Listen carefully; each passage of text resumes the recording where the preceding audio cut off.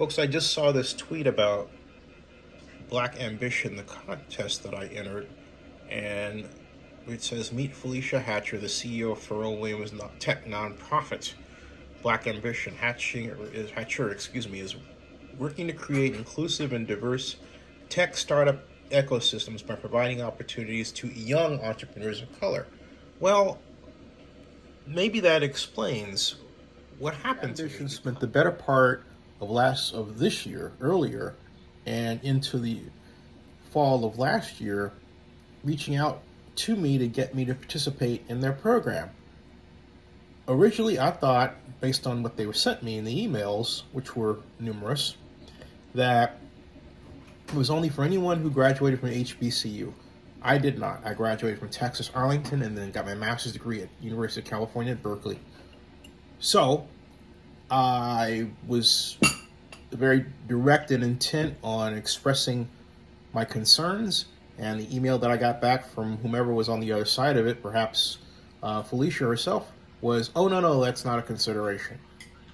I figured as many times as they asked me to apply, perhaps I was actually going to get, an investor out of this, or, some kind of consideration, right?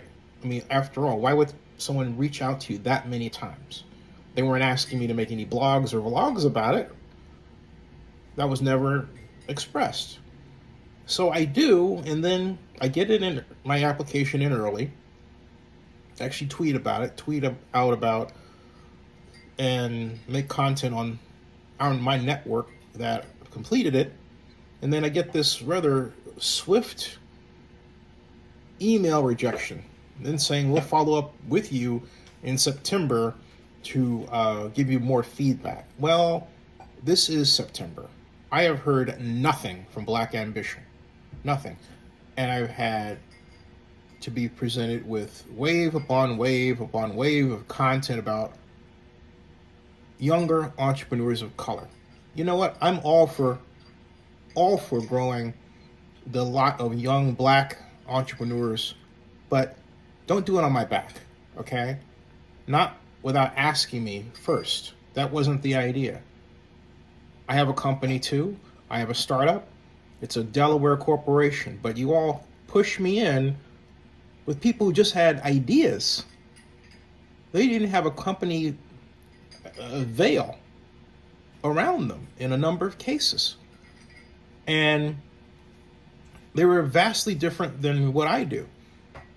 So you just lumped everybody literally into one category. Oh, we're all Black. And didn't differentiate. And now it looks to me like you have some sort of age cutoff that you considered. Well, look, I'm 60 and I'm proud of it. And just because I look younger doesn't mean you have to hold it against me by acting as if, okay, you're in this, then rejecting me without explaining why, and I have to discover through reading your content on social media that you were looking for, quote, young people, whatever that means. That's wrong. Look, the number of Black startups receiving VC funding has decreased dramatically.